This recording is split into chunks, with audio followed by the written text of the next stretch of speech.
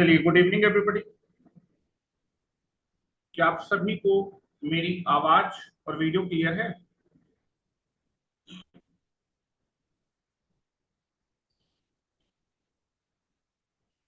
चलिए, तो मेरे ख्याल से सभी को मेरी आवाज और वीडियो क्लियर है। तो अपने लेक्चर को स्टार्ट करते हैं। हम लोग इंडियन इलेक्ट्रिसिटी रूल पढ़ रहे थे। सैग और टेंशन से रिलेटेड थे, या फिर जो ग्राउंड क्लियरेंस से रिलेटेड थे। ठीक है, तो मैंने आपको शायद जो है रूल नंबर 80 तक पढ़ा दिया था। ठीक है, नेक्स्ट जो हमारा जो है, जो रूल है जो इससे रिलेटेड है, ठीक है, लास्ट रूल हम लोग ने कौन सा पढ़ा था? रूल नंबर 80 पढ़ा था। ठीक है, नेक्स्ट हमारा जो है, जो सैग और टेंशन या फिर लाइन से जो रिलेटेड रूल है, that is rule number 87। Heading डालिए, नेक्स्ट हेडिंग डालिए Indian electricity rule.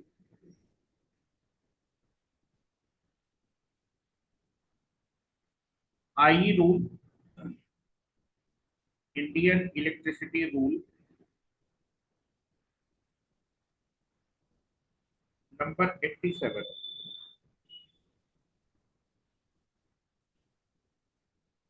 Rule number 87।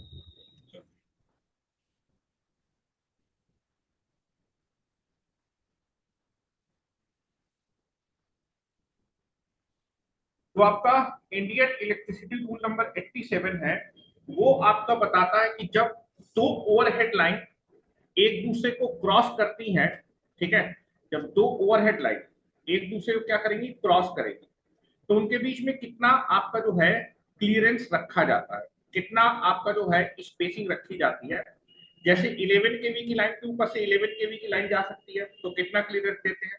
11 केवी की लाइन के ऊपर से 33 केवी की लाइन अगर जा रही है, तो कितना क्लियरेंस देना पड़ेगा?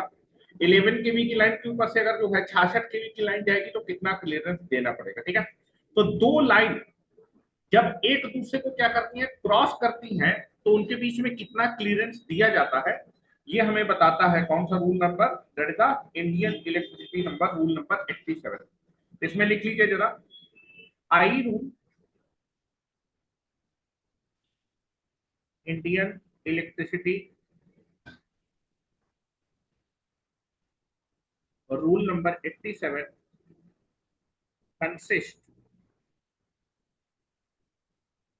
consist the clearance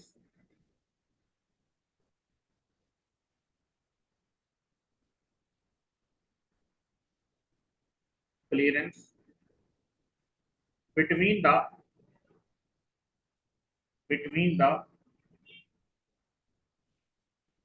overhead line overhead lines crossing each other,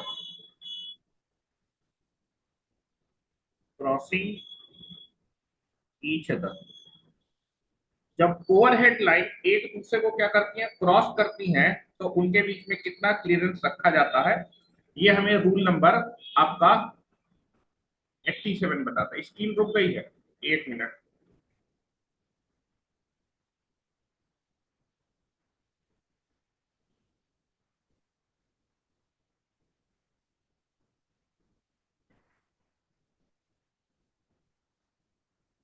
हाँ, स्क्रीन देख रहा है बेटा, देख रहा है।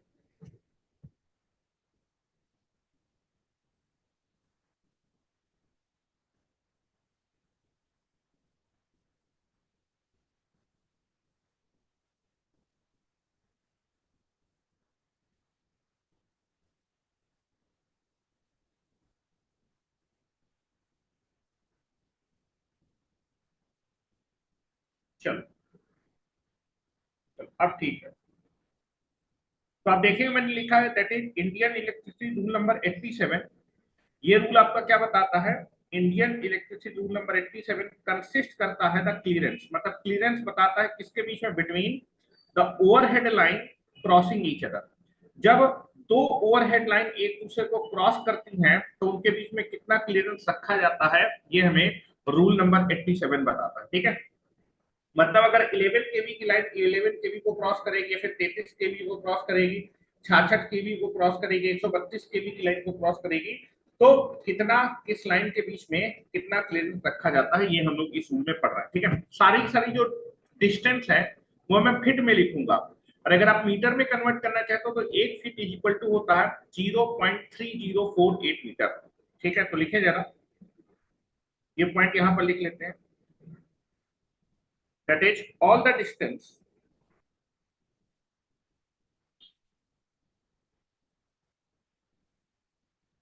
distance are expressed all the distance are expressed or given in feet। Fit में मैं डिस्टेंस बता रहा हूं, ठीक है, जितने भी मैं इसमें लिखूंगा डाटा वो फिट में लिखा होगा। और एक चीज लिख लेंगे, दैट इज 1 फीट। अगर मीटर में लिखना है तो फिट में मालूम है, तो मीटर में 1 फीट इज इक्वल टू होता है 0.3048 मीटर। इस रिलेशन को आप यूज करिएगा, ठीक है। चलिए अब मैं एक टेबल बना रहा हूं, ठीक है। Now I can make a table.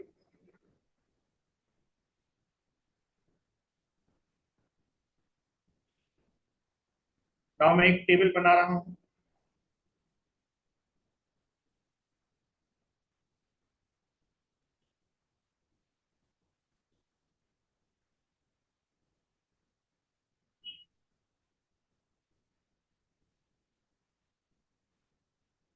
इतना लिख लिया होगा सभी ने।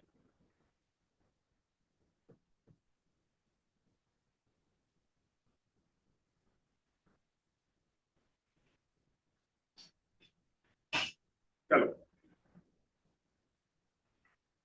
Now this is 1 2 3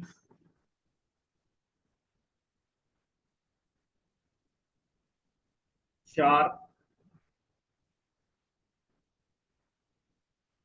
5 and this is the 6।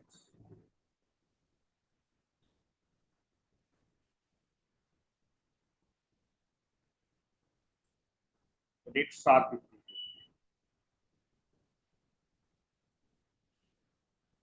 ठीक है, यहाँ भी लाइनें खींच रहा हूँ। 1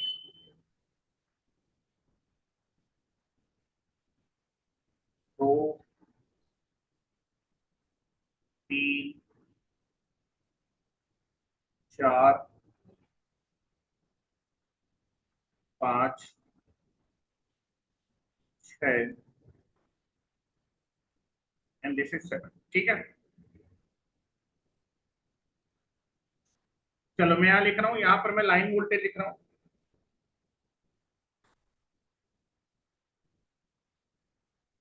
यहाँ पर मैं लाइन वोल्टेज लिख रहा हूँ, ठीक है। और यहाँ पर मैं जो है 11 kV की लाइन, या फिर अप टू 11 kV लिख देता हूँ ना, this is the up to 11 kV। 11 kV तक, अप टू 11 kV। यहाँ पर 33 kV, 66 kV, 132 kV, 220 kV, 400 kV, और यहाँ पर 765 kV। ठीक है,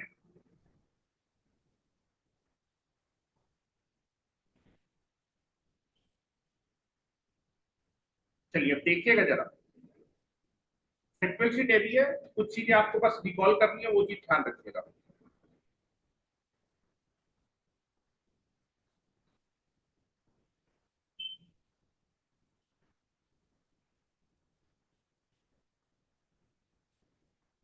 चलिए तो सबसे पहले लिखते हैं अप टू 11 kV।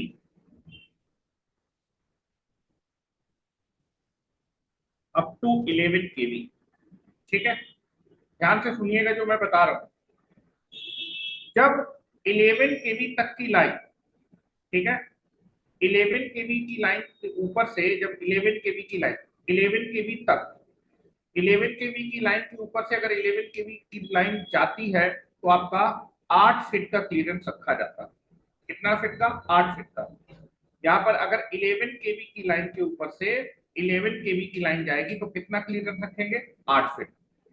फिर उसी तरह अगर 11 केवी के ऊपर से 33 केवी की लाइन जाएगी तो भी 8 फीट का क्लियरेंस रखा जाता है। उसी तरह 11 केवी की लाइन के ऊपर से अगर 66 केवी की लाइन जाएगी तो कितना क्लियरेंस रखेंगे, 8 फीट का।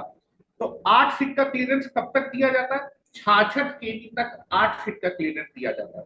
दैट इज अगर आपका जो है 66 केवी तक हम कितना क्लियरेंस देते हैं, 8 फीट 8 फीट 8 फीट, ठीक है। उसके बाद अगर 11 केवी की लाइन के ऊपर से 132 केवी की लाइन जाएगी, कितने केवी की, 132 केवी की लाइन जाएगी तो क्लियरेंस दिया जाता है 10। 132 फीट पे क्लियरेंस होता है 10। वहीं अगर 11 केवी की लाइन के ऊपर से दैट इज 220 केवी की लाइन जाएगी तो क्लियरेंस दिया जाएगा 15 फीट का, 15 फीट का।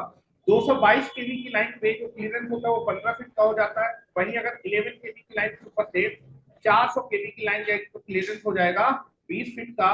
और वहीं अगर 11 केवी की लाइन के ऊपर से 765 केवी की लाइन जाएगी तो दैट इज क्लियरेंस हो जाएगा 26 फीट का। बस इसको याद रखना है, 66 केवी तक क्लियरेंस दिया जाता है 8 फीट का। उसके बाद 132 केवी पे क्लियरेंस हो जाता है 10 फीट का। 220 केवी पे क्लियरेंस हो जाता है 15 फीट का। 400 केवी पे क्लियरेंस हो जाता है 20 फीट का। और that is nothing but that is 765 केवी पे क्लियरेंस हो जाता है 26 फीट का। ये डाटा अगर आपको याद है तो पूरी पूरी टेबल आप कंप्लीट कर सकते हैं, ठीक है। तो मैं लिख रहा हूं कि अगर जो है 11 केवी की लाइन के ऊपर से 11 केवी तक की लाइन जाएगी तो क्लियरेंस आपको दिया जाएगा कितना, 18, दैट इज 8 फीट का। कितना क्लियरेंस देते हैं, 8 फीट का। वहीं 11 केवी की लाइन के ऊपर से 33 केवी की अगर लाइन जाएगी तो क्लियरेंस दिया जाएगा 8 फीट का। वहीं अगर 11 केवी की लाइन के ऊपर से 66 केवी की लाइन जाएगी तो क्लियरेंस दिया जाएगा 8 फीट का, ठीक है। वहीं अगर 11 केवी की लाइन के ऊपर से 132 केवी की लाइन जाएगी तो क्लियरेंस हो जाएगा 10 फीट का। वहीं अगर 11 केवी की लाइन के ऊपर से 220 केवी की लाइन जाएगी तो क्लियरेंस हो जाएगा 15 फीट का। वहीं अगर जो है 11 केवी की लाइन के ऊपर से 400 केवी की लाइन जाएगी तो क्लियरेंस हो जाएगा 20 फीट का। और वहीं अगर बेटा 11 केवी की लाइन के ऊपर से 765 केवी की लाइन जाएगी तो क्लियरेंस दिया जाता है 26 फीट का। क्या इतनी बात आपको क्लियर, इतनी बात अगर आपको क्लियर है तो टेबल कंप्लीट है। अरे यार क्या हो रहा है, ठीक है। चलो नेक्स्ट बात करते हैं, 11 केवी के बाद आता है 33 केवी की लाइन का नंबर। टेबल आपको क्लियर होनी चाहिए। चलो यहां मैं लिख रहा हूं 33 केवी, ठीक है। 66 केवी तक, 66 केवी तक क्लियरेंस है 8 फीट का, ठीक है। 66 केवी तक क्लियरेंस है 8 फीट का, ठीक है। तो ध्यान से देखिएगा कि 66 केवी तक, 66 केवी तक क्लियरेंस है 8 फीट तक, ठीक है। 66 केवी तक जो क्लियरेंस होगा 8 फीट का। तो अगर 33 केवी की लाइन के ऊपर से 11 केवी की लाइन जाएगी तो क्लियरेंस आएगा 8 फीट का, क्लियरेंस आएगा 8 फीट का।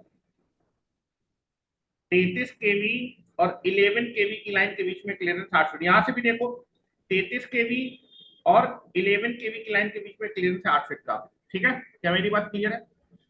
66 केवी तक क्लियरेंस कितना दिया जाएगा, दैट इज 8 फीट का, ठीक है। 33 केवी की लाइन के ऊपर से अगर 33 केवी की लाइन जाएगी तो क्लियरेंस कितना ही रहेगा, 8 फीट का। 33 केवी के ऊपर से 66 केवी की लाइन जाएगी, क्लियरेंस आ जाएगा 8 फीट का, ठीक है। उसके बाद अगर बात किया जाए दैट इज 33 केवी की लाइन के ऊपर से अगर जो है 132 केवी की लाइन, 132 केवी पे क्लियरेंस कितना हो जाता है, 10 फीट का हो जाता है। कितना क्लियरेंस हो जाएगा, 10 फीट का। दैट इज 220 पे क्लियरेंस कितना हो जाएगा, 15 फीट का। 400 केवी पे क्लियरेंस हो जाएगा 20 फीट का। और 765 केवी पे क्लियरेंस हो जाता है 26 फीट का। उसके बाद बात करते हैं that is nothing but the 66 केवी की लाइन। तो 66 केवी तक क्लियरेंस कितना रहेगा, 8 फीट का। 8 फीट 8 फीट 8 फीट। अब लाइन देख सकते हैं, 66 केवी के ऊपर 11 केवी लाइन जाएगी 8 फीट। 33 केवी की लाइन जाएगी 8 फीट। 66 केवी के ऊपर 66 केवी की लाइन जाएगी 8 फीट। 132 केवी पे क्लियरेंस हो जाएगा 10 फीट। 220 पे हो जाएगा 15 फीट, 20 फीट और फिर 26 फीट। उसके बाद आते हैं 132 केवी की लाइन। 132 केवी की लाइन पे क्लियरेंस कितना हो जाता है, 10 फीट का हो जाता है, ठीक है। 132 केवी की लाइन हो जाए। तो देखो यहाँ पर देखो 132 केवी की लाइन के ऊपर से अगर 11 केवी की लाइन जाएगी तो क्लियरेंस होगा 10 feet. That clearance is 10 feet. 132 केवी पे क्लियरेंस आ जाएगा 10 फीट, 10 फीट, 10 फीट, 10 फीट। 220 पे क्लियरेंस हो जाता है 15 फीट, 400 केवी पे क्लियरेंस हो जाएगा 20 फीट, और 765 पे क्लियरेंस हो जाएगा 26 फीट। उसके बाद आते हैं 220 केवी। 220 पे क्लियरेंस कितना हो जाता है? 220 केवी पे क्लियरेंस हो जाता है 15 फीट का। 15 feet, 15 feet, 15 feet, 15 feet, 15 feet. 400 केवी पे क्लियरेंस हो जाएगा 20 फीट, और 765 पे हो जाएगा 26 फीट। अब आते हैं 400 केवी की लाइन के ऊपर। 400 केवी पे क्लियरेंस हो जाता है 20 फीट का। 20 feet, 20 feet, 20 feet, 20 feet, 20 feet, 20 feet, और बेटा 765 पे क्लियरेंस हो जाएगा 26 फीट का। 765 केवी की लाइन अगर आपके पास है तो 765 केवी पे क्लियरेंस हो जाता है 26 फीट का। 26 feet, 26 feet, 26 feet, 26 feet, 26 feet, 26 feet, and that is the 26 feet. अगर एक लाइन 765 की होगी तो फिर कोई सी भी लाइन हो क्लियरेंस हो जाएगा 26 फीट का। अगर कोई लाइन 400 केवी की होगी उसके ऊपर से कोई भी लाइन जाएगी तो क्लियरेंस हमेशा रहेगा 20 फीट का। 220 केवी की लाइन पे क्लियरेंस हो जाता है 15 फीट का।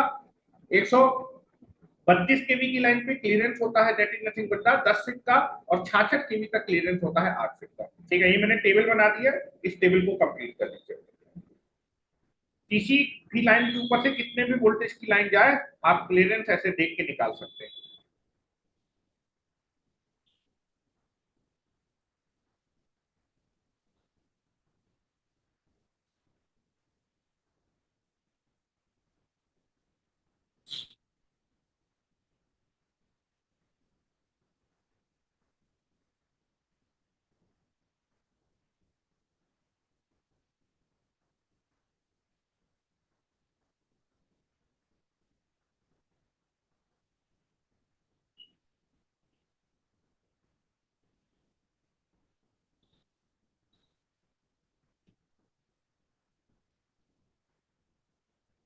चलो नोट लगाया जाए। अब एक चीज ध्यान रखिएगा कि अगर मान लीजिए दो डिफरेंट लेवल की लाइन है, ठीक है, दो डिफरेंट लेवल की लाइन का मतलब मान लो एक 33 केवी की लाइन है, एक 66 केवी की लाइन है। दो डिफरेंट अगर वोल्टेज की लाइन है तो जिस लाइन का वोल्टेज लेवल ज्यादा होगा वो लाइन ऊपर से जाएगी, और जिस लाइन का वोल्टेज लेवल नीचे कम होगा वो लाइन हमेशा नीचे से क्रॉस करेगी। हाई वोल्टेज लेवल की लाइन हमेशा ऊपर से कंस्ट्रक्ट की जाती है, और लो लेवल की वोल्टेज की लाइन हमेशा नीचे से पास करती है। ठीक है, लेकिन अगर दो जो है दो इक्वल वोल्टेज की लाइन होगी, जैसे मान लो 33 केवी के ऊपर से अगर मैं 33 केवी की लाइन बनाऊंगा, ठीक है, अगर 33 सेम वोल्टेज लेवल की अगर लाइन है तो न्यू लाइन जो होती है, ठीक है, जो नई लाइन होगी, मान लो एक 33 केवी की लाइन जा रही है, अब फिर से मुझे जरूरत पड़ी तो उस 33 केवी के ऊपर से अगर फिर से मैं 33 केवी की लाइन निकालूंगा तो जो लाइन नई लाइन होगी वो हमेशा ऊपर से बनाई जाएगी, सेम वोल्टेज लेवल पे बात कर रहा हूँ। लेकिन अगर एग्जिस्टिंग है डिफरेंट वोल्टेज लेवल की तो जो हायर वोल्टेज लेवल की होगी वो हमेशा ऊपर से बनाई जाएगी, और कम वोल्टेज लेवल वाली लाइन हमेशा नीचे से होगी। अगर दो लाइन का वोल्टेज लेवल सेम है तो आपका जो है जो नई लाइन होगी वो हमेशा ऊपर से बनाई जाएगी, और जो पुरानी लाइन होगी वो नीचे से होगी। ठीक है, इस चीज को क्लियर रखिएगा। ठीक है, तो इस चीज को मैं नोट करके लिखवा देता हूँ। टेबल मेरे ख्याल से कंप्लीट हो गया। आयुष टेबल बना ली? टेबल कंप्लीट हो गई। चलो, मेरे ख्याल से सभी ने टेबल बना ली होगी। नोट करके लिख लेते हैं दोनों बातें।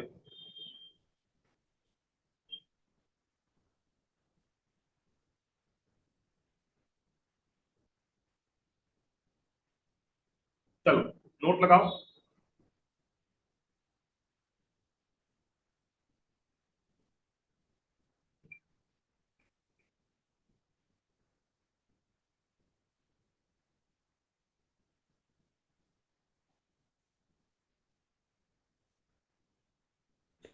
ये पहला नोट लिख रहा हूं। When two different when two different voltage line, voltage level line,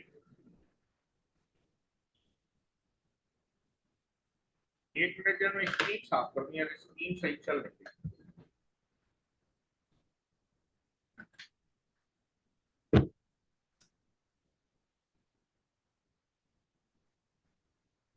एक minute रुकिएगा।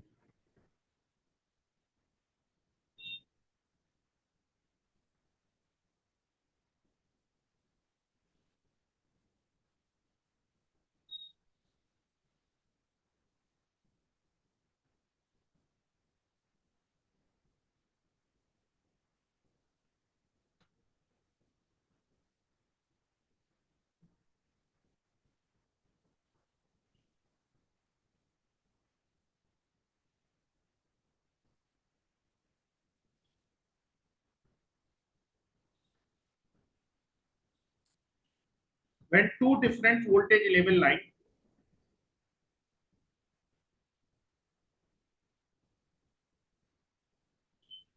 crossing each other,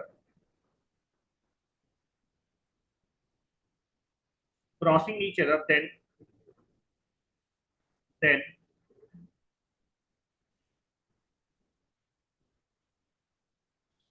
the high voltage level line is always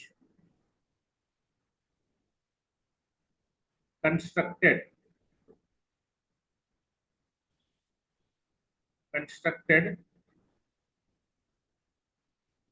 above the low voltage level line. तो हाई वोल्टेज की line हमेशा ऊपर होगी और low voltage की line हमेशा नीचे होगी। चाहे मान लीजिए लो आपका हाई वोल्टेज की लाइन मान लीजिए आपकी 132 केवी की लाइन है। अब मुझे 66 केवी की लाइन निकालनी है, तो 66 केवी की लाइन में ऊपर से नहीं निकालूंगा, नीचे से निकालूंगा हमेशा, अगर दो डिफरेंट वोल्टेज लेवल की लाइन है। ठीक है, एग्जाम्पल के तौर पे लिख देता हूँ यहाँ पर।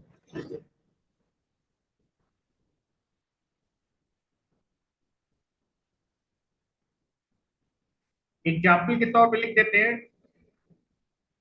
132 केवी की लाइन, आपके पास दो लाइन है, 132 केवी लाइन और दूसरी मान लीजिए 400 केवी की line, and 400 kV line are crossing to each other,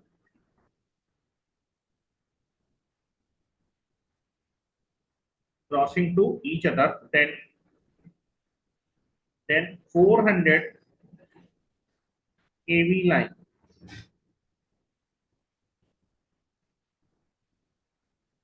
is always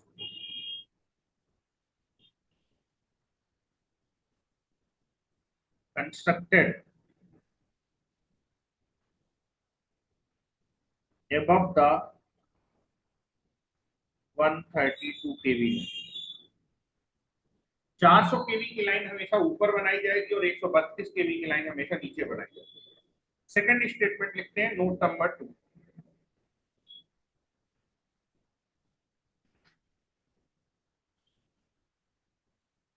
note number 2,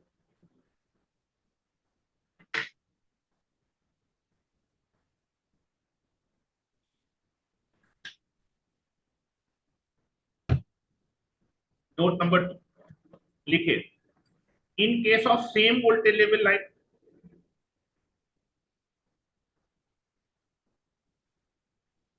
in case of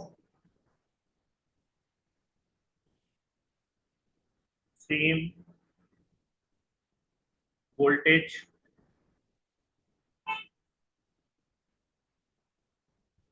level line, in case of same voltage level line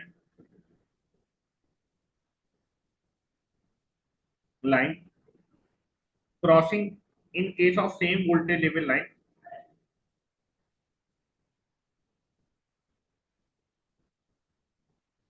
crossing each other, अगर same voltage की line एक दूसरे को cross कर रही है each other, then then the new, अगर दो सेम वोल्टेज की लेवल की लाइन है और उसको क्रॉस करेंगे, then the new line is made above और बिलो।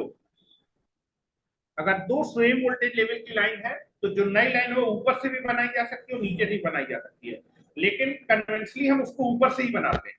सेम वोल्टेज लेवल पे अगर दो सेम वोल्टेज लेवल की लाइन है तो हम जो है नई लाइन को ऊपर से ही बना सकते हैं, नीचे ही बना सकते हैं, लेकिन कन्वेंशनली या फिर प्रैक्टिकली हम लोग जो है जो नई लाइन होती है उसको हमेशा ऊपर से क्रॉस कराते हैं सेम वोल्टेज में। लेकिन अगर मान लीजिए डिफरेंट वोल्टेज लेवल की है तो हाई वोल्टेज वाली हमेशा ऊपर से पास करेंगे और लो वोल्टेज लेवल वाली नीचे से पास करेंगे। Then the new line is made above or below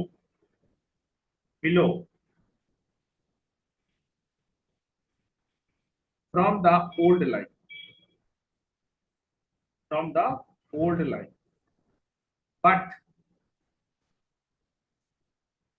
But in practical, but in practical, the new line, the new line is constructed, constructed above the old line. नई लाइन होती है वो हमेशा ऊपर से ही बनाई जाती है सेम वोल्टेज प्रैक्टिकल कंडीशंस में। अब नेक्स्ट बात करते हैं ground clearance of overhead line when the overhead line is passing या फिर crossing to the national highway. National highway मतलब समझते हैं ना एनएच, जैसे NH-21 NH-22, किसी नेशनल हाईवे के ऊपर से जब ओवरहेड लाइन पास करती है। नेशनल हाईवे तो शहर के बाहर होते हैं और शहर के बाहर आपको क्या मिलेंगे, ट्रांसमिशन ही मिलेगा, शहर के अंदर तो डिस्ट्रीब्यूशन मिलता है। और ट्रांसमिशन आपका जब मिलेगा तो 66 केवी की लाइन जा सकती है, 132 केवी की लाइन जा सकती है, 220 केवी की लाइन जा सकती है, 400 केवी की लाइन जा सकती है और 765 33 केवी की लाइन शहर के अंदर आती है। हम शहर के बाहर बात करें, नेशनल हाईवे शहर के बाहर होता है। तो नेक्स्ट हेडिंग डालिए, next heading you can be make ground clearance,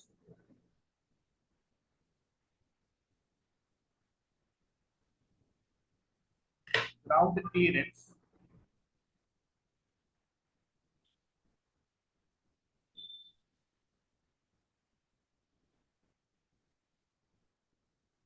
ground clearance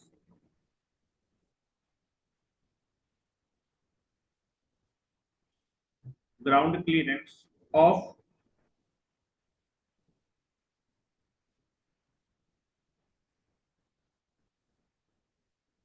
overhead line, ground clearance of overhead line when when crossing the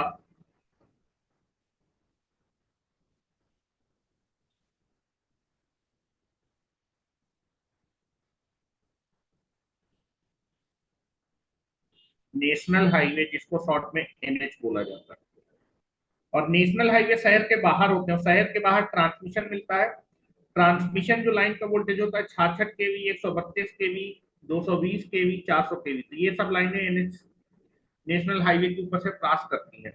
और मिनिमम ग्राउंड क्लियरेंस बता रहा हूँ, जैसे आपके पास 3 लाइनें हैं तो मिनिमम ग्राउंड क्लियरेंस का मतलब कि जो लोएस्ट कंडक्टर होता है उसकी ग्राउंड से डिस्टेंस, ये क्लियरेंस हमेशा बताया जाता है। ये वाला सबसे नीचे वाले कंडक्टर की ग्राउंड से डिस्टेंस कितनी होगी, इसको बोलते हैं मिनिमम ग्राउंड क्लियरेंस। मैं जितने भी ग्राउंड क्लियरेंस लिख रहा हूँ सारे मिनिमम ग्राउंड क्लियरेंस है, मतलब सबसे नीचे वाले कंडक्टर का ही क्लियरेंस लिखा जाता है। ठीक है, ये आपकी मेन हेडिंग है। तो यहाँ पर मैं एक टेबल बना देता हूँ।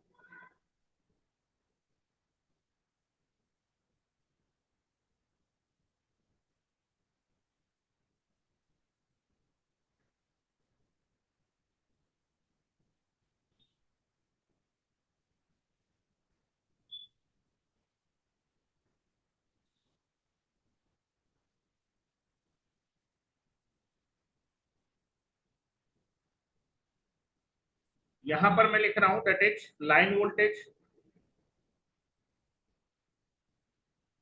लाइन का वोल्टेज, और यहां पर मैं लिख रहा हूं मिनिमम ग्राउंड क्लियरेंस।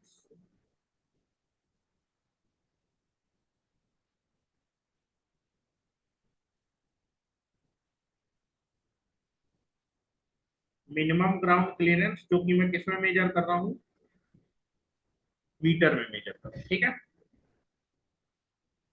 चलो, 66 केवी से लेके 132 केवी की लाइन, 132 से लेके 220, 400 केवी और 765, ठीक है। अगर नेशनल हाईवे के ऊपर से निकलती है 66 केवी से ऊपर, above 66 kV and up to 132 kV की लाइन, 66 केवी से ऊपर और कहां तक 132 केवी की लाइन अगर नेशनल हाईवे से पास कर रही है, तो ग्राउंड क्लियरेंस जो रखा जाता है वो मीटर में कितना रखा जाता है, 14.6 मीटर का ग्राउंड क्लियरेंस रखा जाता है। अगर आपके नेशनल हाईवे के ऊपर से, ठीक है, नेशनल हाईवे के ऊपर से अगर 66 केवी से ऊपर और कहां तक 132 केवी की लाइन अगर क्या कर रही है, क्रॉस कर रही है, तो ग्राउंड क्लियरेंस रखा जाएगा 14.96। मैं एक फिगर भी बना के दिखा देता हूँ कि मैं बताना क्या चाहता हूँ, ठीक है। ये आपका मान लीजिए नेशनल हाईवे है, जिसको हम एनएच बोल रहे हैं, this is the national highway. ये है आपका मान लीजिए नेशनल हाईवे,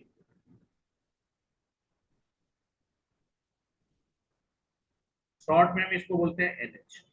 अगर किसी नेशनल हाईवे के ऊपर से लाइन पास करे, now this is the line.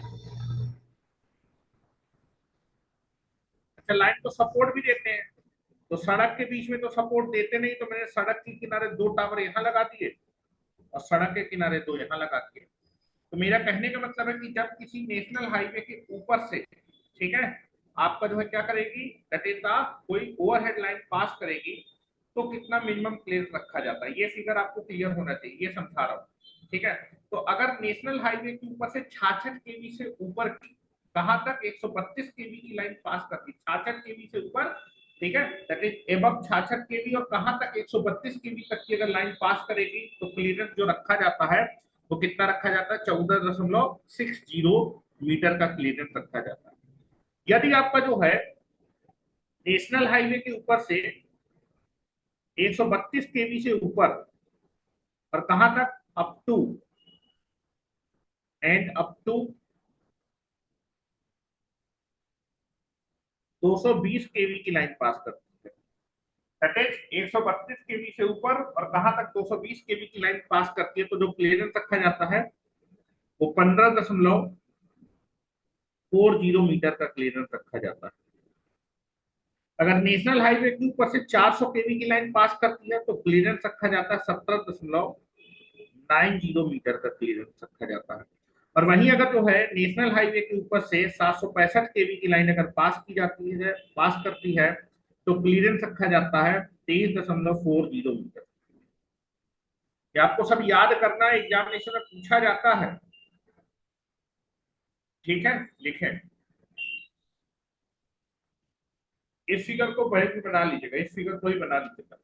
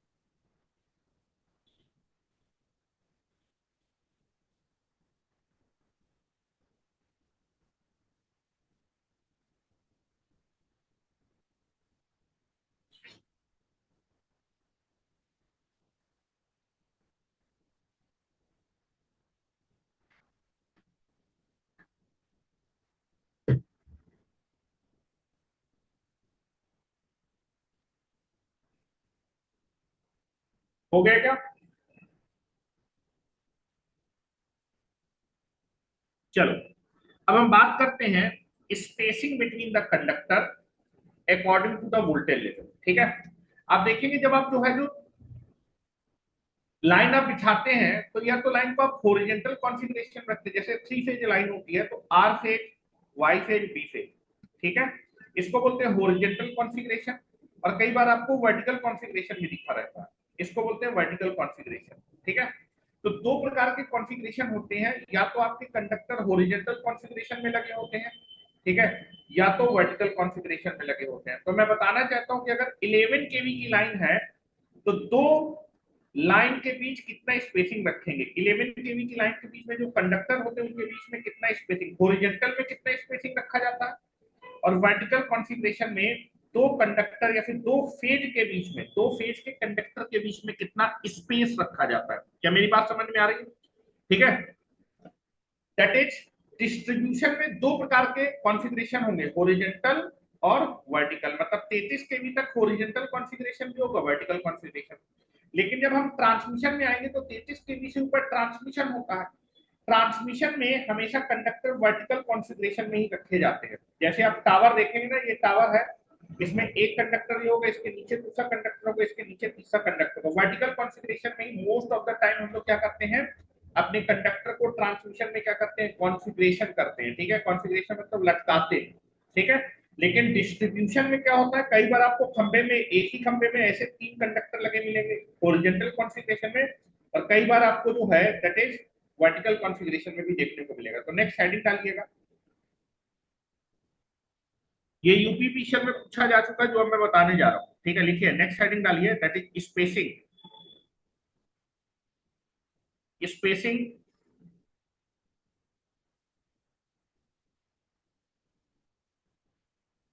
Spacing between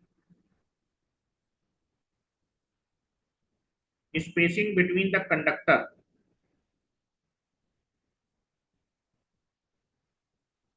spacing between the conductor according to the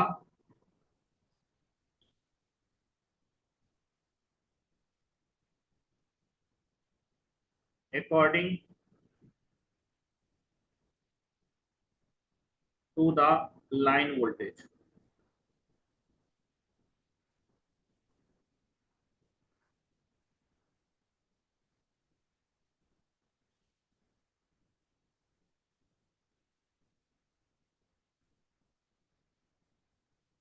according to the line voltage। ठीक है, तो यहां पर लिखेंगे spacing between the conductor, conductor के बीच की स्पेसिंग बता रहा हूं according to the line voltage, according to the line voltage. तो पहली हेडिंग डालेंगे दैट इज, एक टेबल बनाएंगे, यहां पर मैं लिख रहा हूं लाइन वोल्टेज,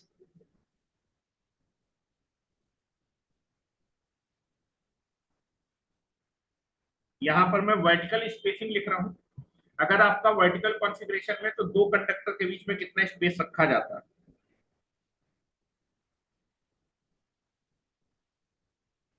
वर्टिकल स्पेसिंग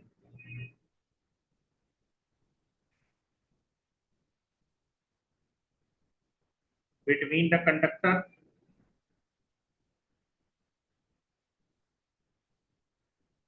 और यहां पर मैं लिख रहा हूं हॉरिजॉन्टल स्पेसिंग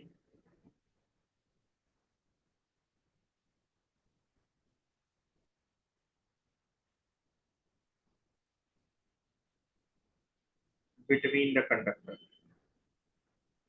ठीक है,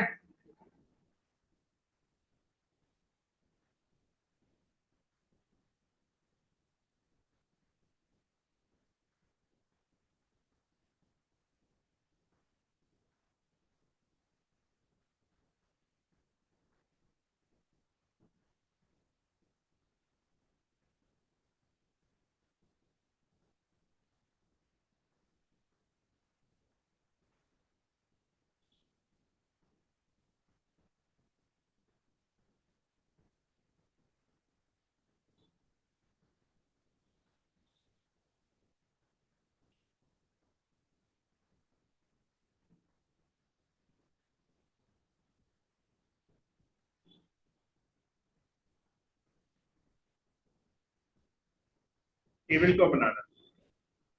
वर्टिकल स्पेसिंग का मतलब है कि जब कंडक्टर आपके वर्टिकल कॉन्फ़िगरेशन में होंगे तो उनके बीच का स्पेस, इसको मैं वर्टिकल स्पेसिंग बोल रहा हूँ। इस स्पेसिंग को मैं बोल रहा हूँ वर्टिकल स्पेसिंग। Vertical spacing. और जब आपके कंडक्टर हॉरिजॉन्टल कॉन्फ़िगरेशन में होंगे, कौन से कॉन्फ़िगरेशन में? हॉरिजॉन्टल। हॉरिजॉन्टल मतलब ऐसे, तो उनके बीच की जो स्पेसिंग हो, इस स्पेसिंग को बोल रहे हैं हॉरिजॉन्टल स्पेसिंग।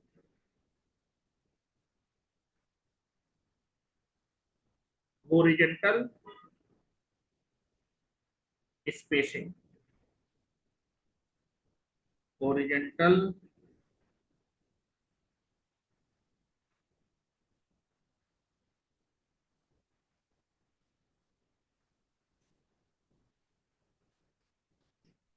इसको मैं बोल रहा हूँ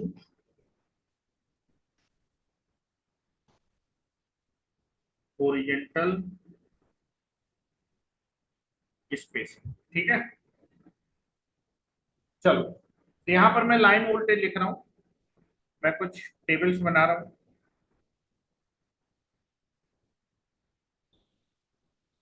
एक,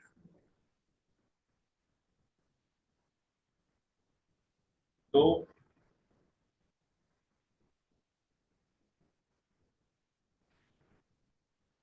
तीन, चार,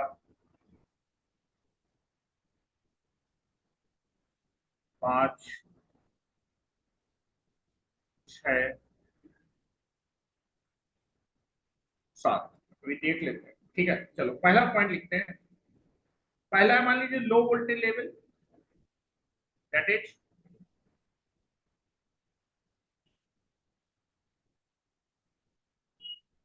लो वोल्टेज लेवल लाइन।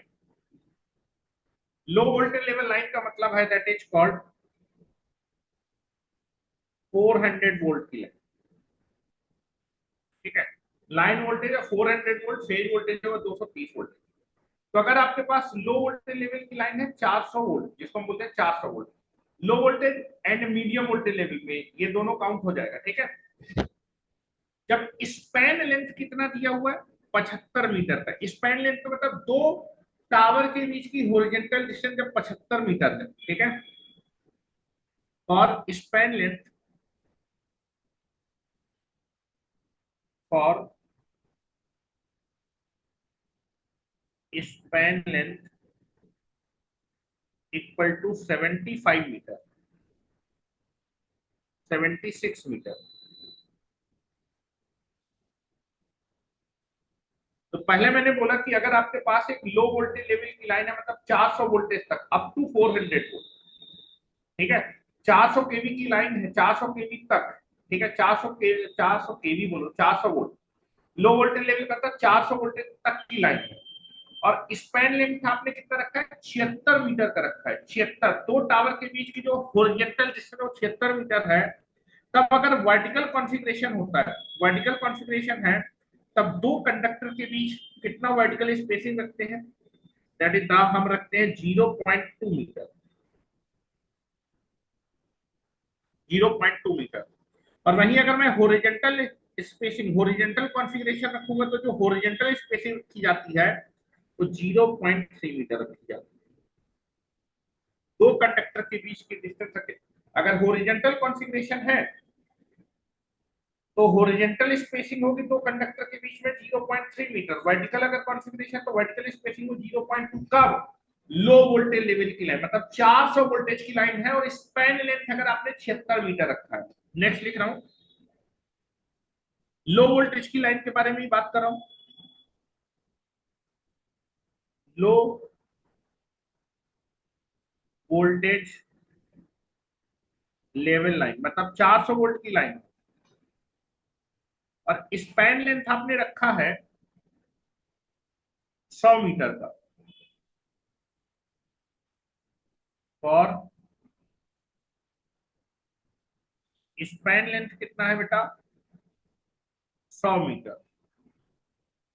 तब अगर आप कंडक्टर्स को वर्टिकल कॉन्फ़िगरेशन में रखते हैं, तब अगर कंडक्टर को वर्टिकल कॉन्फ़िगरेशन में रखते हैं तो दो कंडक्टर के बीच जो वर्टिकल स्पेसिंग होती है वो होती है 0.3 मीटर। और अगर बेटा हॉरिजॉन्टल कॉन्फ़िगरेशन रखते हैं तो दो कंडक्टर के बीच में हॉरिजॉन्टल स्पेस होती है 0.4 मीटर। दोनों में अंतर है, वोल्टेज लेवल लाइन का सेम है, लेकिन अगर स्पैन लेंथ 76 मीटर है तो वर्टिकल स्पेसिंग होगी 0.2 और हॉरिजॉन्टल स्पेसिंग होगी 0.3। वर्टिकल स्पेसिंग मतलब अगर ऐसे कंडक्टर को दो कंडक्टर के बीच में 0.2 मीटर का हम स्पेस देते हैं और हॉरिजॉन्टल कॉन्फ़िगरेशन में 0.3 का। और वहीं अगर 400 वोल्ट की लाइन है, 100 मीटर का स्पैन लेंथ है, तो वर्टिकल स्पेसिंग होती है 0.3 मीटर की और हॉरिजॉन्टल स्पेसिंग होती है 0.4 मीटर की। अब बात करते हैं 11 केवी की लाइन। कितने केवी की लाइन? 11 केवी की लाइन। 11 केवी की लाइन, अगर आपके पास 11 केवी की लाइन है और 11 केवी की लाइन है और आपने वर्टिकल कॉन्फ़िगरेशन में कंडक्टर को क्या कर रखा है? प्लेस कर रखा है। वर्टिकल कॉन्फ़िगरेशन में कंडक्टर को प्लेस कर रखा है तो कंडक्टर, दो कंडक्टर के बीच की जो वर्टिकल स्पेसिंग होगी वो होगी 0.65 मीटर। और कंडक्टर को अगर आपने हॉरिजॉन्टल कॉन्फ़िगरेशन में कर रखा है तो हॉरिजॉन्टल स्पेसिंग होगी 1.03 मीटर। 11 केवी की लाइन अगर आपके पास है, ठीक है, तो 11 केवी की लाइन में दो कंडक्टर के बीच में वर्टिकल स्पेसिंग 0.65 की दी जाती है और हॉरिजॉन्टल स्पेसिंग 1.03 मीटर की दी जाती है। वहीं अगर 33 केवी की लाइन है, 33 केवी की लाइन है और अगर आपने वर्टिकल कॉन्फ़िगरेशन में कंडक्टर को अरेंज कर रखा है तो दो कंडक्टर के बीच में वर्टिकल स्पेसिंग होगी 1.2 मीटर, वर्टिकल स्पेसिंग होगी 1.2 मीटर की और हॉरिजॉन्टल कॉन्फ़िगरेशन में horizontal spacing 1.525 metre, 1.525 metre. Distribution distribution 33 kV तक होता है, 33 केवी तक आपके दोनों कॉन्फ़िगरेशन यूज किए जाते हैं, लेकिन 33 केवी से ऊपर ट्रांसमिशन होता है। ट्रांसमिशन में केवल और केवल कंडक्टर को वर्टिकल कॉन्फ़िगरेशन में ही अरेंज करते हैं तो वर्टिकल स्पेसिंग ही आएगी। तो 33 केवी से ऊपर ट्रांसमिशन के बारे में बात कर रहा हूं तो पहला जो वोल्टेज लेवल है 132 केवी की लाइन। अगर 132 केवी की लाइन है, ठीक है, तो ट्रांसमिशन में हमेशा वर्टिकल कॉन्फ़िगरेशन होता है तो वर्टिकल स्पेसिंग 132 केवी की जो लाइन होती है उसमें दो कंडक्टर के बीच में जो वर्टिकल स्पेसिंग दी जाती है वो 4 मीटर की दी जाती है। हॉरिजॉन्टल कॉन्फ़िगरेशन तो यूज ही नहीं करते ट्रांसमिशन में, तो वहां पर कोई भी स्पेसिंग नहीं है कि मैंने डैश का निशान लगा दिया। अगर मान लीजिए 220 केवी की लाइन, कितने केवी की? 220 केवी की लाइन, 220 केवी की लाइन में दो कंडक्टर के बीच में जो वर्टिकल स्पेसिंग होती है वो 6 मीटर की होती है। कितने मीटर की होती है? 6 मीटर की। हॉरिजॉन्टल स्पेसिंग होती नहीं।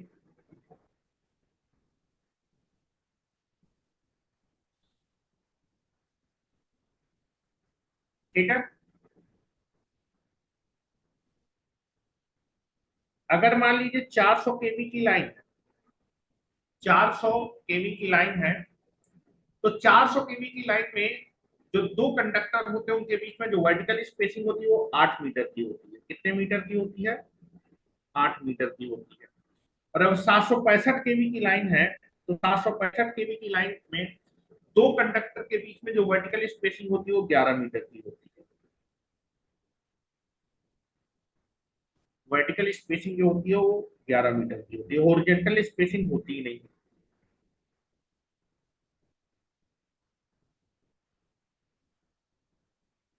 इस टेबल को बना लीजिए जो मैंने लिखा हुआ है। तो इस प्रकार से आपका जो है,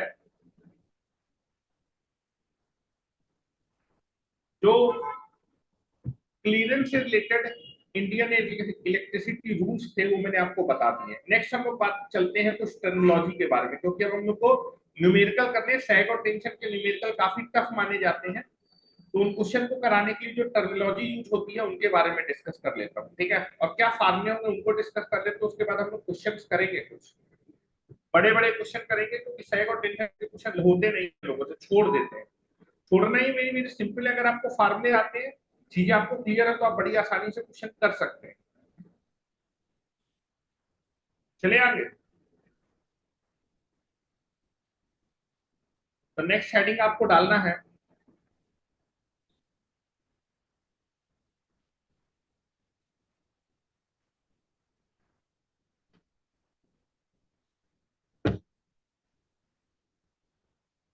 चलिए,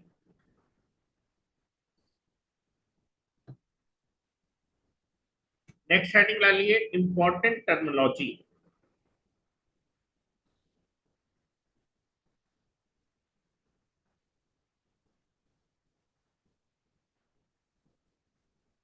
important important terminology and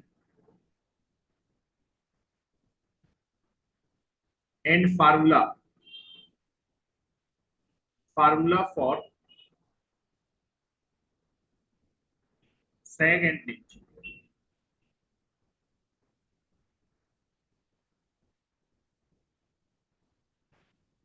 bundle conductor के बारे में अभी बात नहीं किया है, ठीक है। बंडल कंडक्टर की बात की, अगर आपसे सिंगल सिंगल कंडक्टर आप यूज करें तो उनके बीच की स्पेसिंग बताई है, ठीक है। बंडल कंडक्टर की स्पेसिंग नहीं बताई है, ना ही वो आपकी पूछी जाती है। For sag and tension,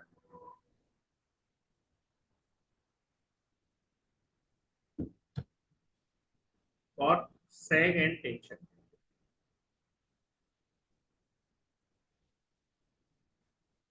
bundle conductor के बीच की स्पेसिंग नहीं पूछी जाती है, लेकिन मैं आपको जो है जब इंडक्टेंस और कैपेसिटेंस का फार्मूला निकलाऊंगा तब मैं आपको बता दूंगा। जैसे आर फेज और वाई फेज के बीच जो कंडक्टर होंगे उनके बीच की स्पेसिंग लिखी है, दो फेज के कंडक्टर के बीच की स्पेसिंग है ये।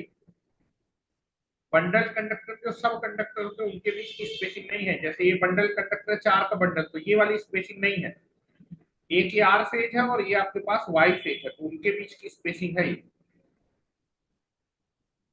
चलो टर्मिनोलॉजी के बारे में बात करते हैं। इंपॉर्टेंट टर्मिनोलॉजी जो यूज होगी, जो फार्मूले हम यूज करेंगे सैग और टेंशन में, उसको समझ लीजिए। पहला एक चीज आपसे बोला जाएगा, that is specific weight. Specific weight या फिर स्पेसिफिक ग्रेविटी। स्पेसिफिक वेट दिया है या फिर स्पेसिफिक ग्रेविटी का मतलब डेंसिटी होता है, डेंसिटी, ठीक है। मतलब आपको डेंसिटी दी है क्वेश्चन में, ठीक है। तो पहला जो आपको टर्म यहाँ पर मालूम होना चाहिए, that is specific weight.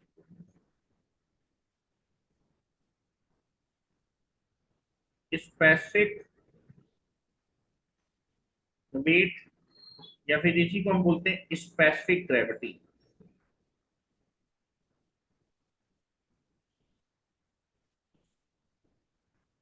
Question में कभी आपको स्पेसिफिक वेट या फिर स्पेसिफिक ग्रेविटी दी है तो इसका मतलब होता है डेंसिटी दी है। क्या दिया आपको? डेंसिटी।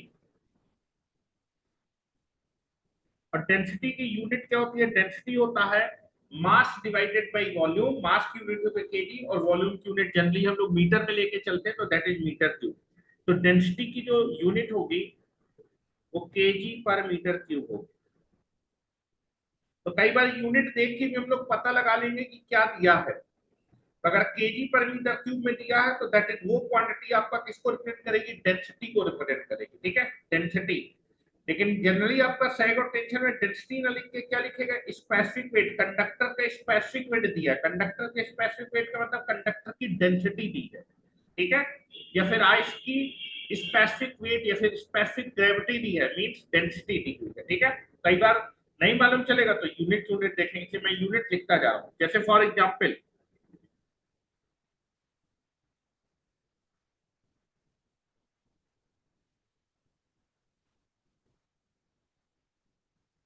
मान लो क्वेश्चन में आपको दिया है दैट इज स्पेसिफिक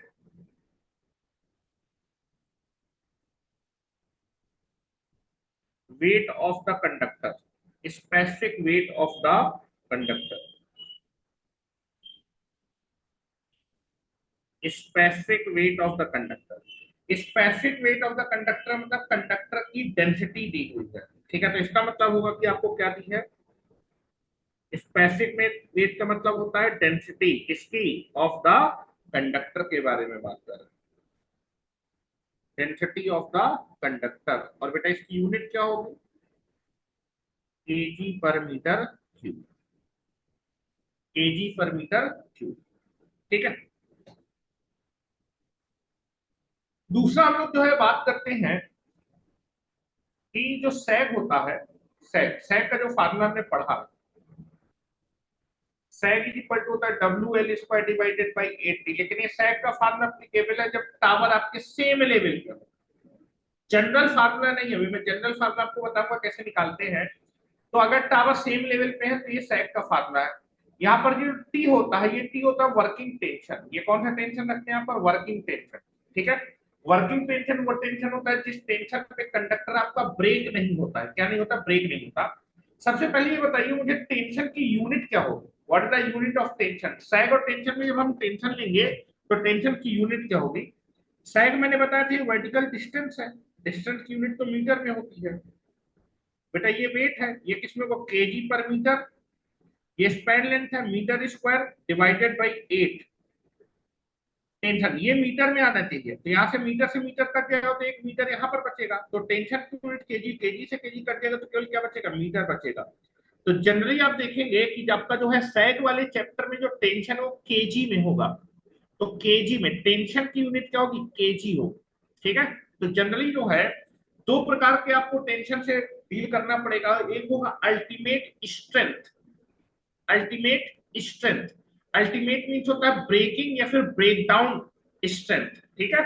और अगर आपको जो है that is ultimate strength KG में दी है, ठीक है, अल्टीमेट स्ट्रेंथ केजी में दी है, तो आपको ब्रेक डाउन टेंशन दिया है केजी। टेंशन की यूनिट आपका जो है सैग और टेंशन के चैप्टर में जो टेंशन होगा उसकी यूनिट केजी में होगी, ठीक है। तो अगर आपको अल्टीमेट स्ट्रेंथ किसमें दिया है, केजी में दिया है, तो आपको क्या दिया है, ब्रेक डाउन टेंशन दिया है। तो दो प्रकार के टेंशन होंगे, एक ब्रेकिंग टेंशन होगा या फिर ब्रेक डाउन टेंशन होगा, एक आपका वर्किंग टेंशन होगा। दोनों के बीच में रिलेशन होगा, क्या रिलेशन वो देखेंगे। तो जब भी हम सैग निकालेंगे तो हमें वर्किंग टेंशन यूनिट निकालना पड़ेगा, ठीक है। आपको क्वेश्चन में वर्किंग टेंशन नहीं दिया होगा, जनरली आपको ब्रेकिंग टेंशन दिया होगा। तो ब्रेकिंग टेंशन मालूम है तो वर्किंग टेंशन हम निकाल सकते हैं। ब्रेकिंग टेंशन वो टेंशन होता है जिस टेंशन पे आपका कंडक्टर क्या कर जाता है, ब्रेक कर जाता है या फिर टूट जाता है, ठीक है। तो यहां पर मैं लिख रहा हूं, 2 पॉइंट लिख रहा हूं, इतना आपने लिख लिया होगा पहला पॉइंट। सेकंड पॉइंट पे आइए, सेकंड पॉइंट, सेकंड पॉइंट। अच्छा ये बताओ,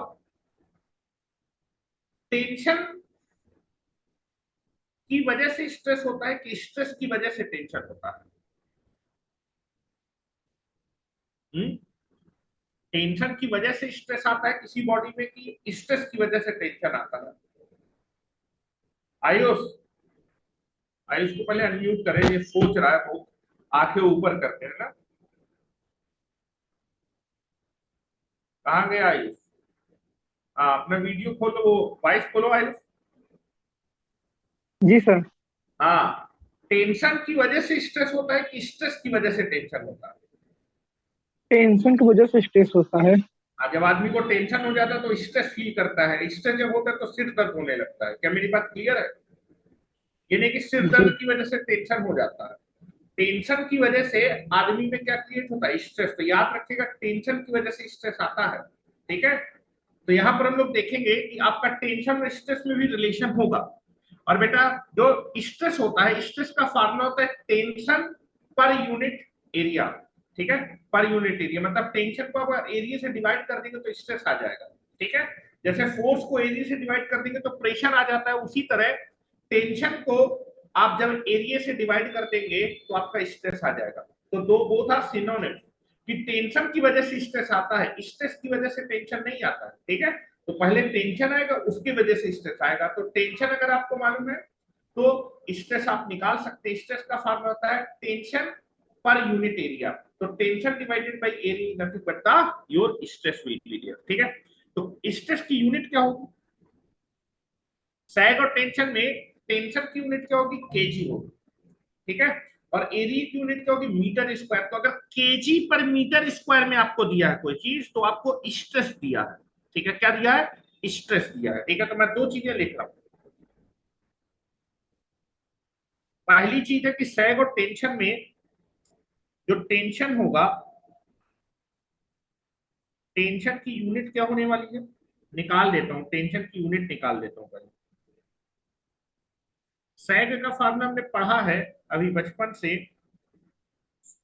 सैग को हम एस से रिप्रेजेंट करते हैं, W L square divided by 80। लेकिन ये जनरल फार्मूला नहीं है जब दोनों टावर सेम लेवल पे होते हैं। ये जो टेंशन होता है ना, ये इस फार्मूले में कौन सा टेंशन रखा जाता है, वर्किंग टेंशन रखा जाता है। याद रखिएगा, वर्किंग टेंशन क्वेश्चन में दिया नहीं होगा, निकालना पड़ेगा। तो अगर यहां से मैं टेंशन निकालूं तो टेंशन का फार्मूला हो जाएगा W L square divided by 8 × S। चलो, ये क्या है, वेट। वेट है कंडक्टर का, और वेट हम किस में लेते हैं, केजी पर मीटर में। मैं यूनिट निकालने जा रहा हूं, इसकी यूनिट है कि KG per metre. Span length की यूनिट होगी मीटर स्क्वायर। ये तो 8 तो यूनिटलेस क्वांटिटी है, और बेटा सैग की यूनिट होगी metre. Now that is metre metre metre cut जाएगा, तो टेंशन की यूनिट क्या है, केजी। तो सैग और टेंशन में टेंशन हमेशा केजी में दिया होगा, तो सैग और टेंशन में टेंशन की यूनिट हमेशा कैसी होगी, केजी। अगर कोई चीज केजी में दी है तो मतलब आपको टेंशन दिया है। वेट की यूनिट होगी KG per metre, per unit length का वेट दिया होगा, एक यूनिट लेंथ का वेट। केजी में अगर कोई चीज दी है सैग और टेंशन वाले न्यूमेरिकल में, तो वो आपको टेंशन दिया है। ठीक है, कौन सा टेंशन होगा वो बाद में देखेंगे। जनरली वर्किंग टेंशन नहीं देगा, ब्रेकिंग टेंशन देगा। ब्रेकिंग टेंशन और वर्किंग टेंशन में रिलेशन होगा तो हम वर्किंग टेंशन निकाल लें। तो टेंशन की यूनिट क्या होगी, केजी। अब फार्मूला होता है स्ट्रेस और टेंशन के बीच में, स्ट्रेस इज इक्वल टू होता है टेंशन डिवाइडेड बाई एरिया। मैं स्ट्रेस की यूनिट निकालने जा रहा हूं, टेंशन की यूनिट क्या होगी, केजी। और बेटा एरिया की यूनिट क्या होगी, मीटर स्क्वायर। तो स्ट्रेस की यूनिट क्या होने वाली है, केजी पर मीटर स्क्वायर। तो अगर आपको जो है सैग और टेंशन के क्वेश्चन में कोई चीज केजी पर मीटर स्क्वायर में दी है, तो आपको स्ट्रेस दिया है, स्ट्रेस स्ट्रेस। तो दोनों चीज क्लियर होनी चाहिए, टेंशन और स्ट्रेस। अगर आपको जो है स्ट्रेस मालूम है तो हम इस फॉर्मूले से टेंशन निकाल सकते हैं। ब्रेकिंग स्ट्रेस मालूम होगा तो ब्रेकिंग टेंशन आएगा, वर्किंग स्ट्रेस मालूम होगा तो वर्किंग टेंशन आएगा। केवल क्या करना होगा, टेंशन निकालने के लिए स्ट्रेस को एरिया से मल्टीप्लाई कर देना। अगर ये आपका ब्रेकिंग स्ट्रेस है तो ब्रेकिंग टेंशन आएगा इस फॉर्मूले से। अगर ये आपका वर्किंग स्ट्रेस है तो इस फॉर्मूले से वर्किंग टेंशन कैलकुलेट होकर आएगा। क्या मेरी बात क्लियर, जैसा स्ट्रेस वैसा टेंशन कैलकुलेट होगा। ठीक है, तो दो बातें आपको समझ में आई कि पूरे सैग और टेंशन में अगर कोई चीज केजी में दी है तो वो टेंशन दिया है, टेंशन की यूनिट केजी में होगी। और अगर कोई चीज केजी पर मीटर स्क्वायर में दिया तो मतलब आपको स्ट्रेस दिया हुआ है। क्या मेरी बात क्लियर है। अब हम बात करते हैं that is nothing but the, एक वर्ड आएगा जब हम न्यूमेरिकल करेंगे, that is called ultimate strength. तीसरा पॉइंट लिखिएगा, थर्ड पॉइंट। ये सब लिखते जाइए, मैं बता रहा हूँ कॉमन सेंस की चीज है, न्यूमेरिकल में सब चीजें यूज होंगी।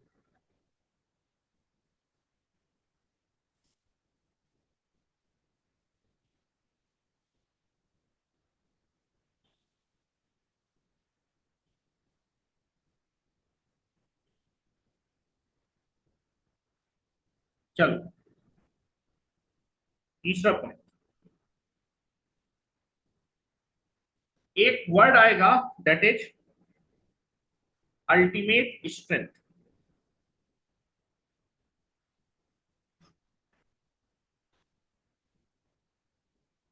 अल्टीमेट स्ट्रेंथ, अल्टीमेट मीन्स होता है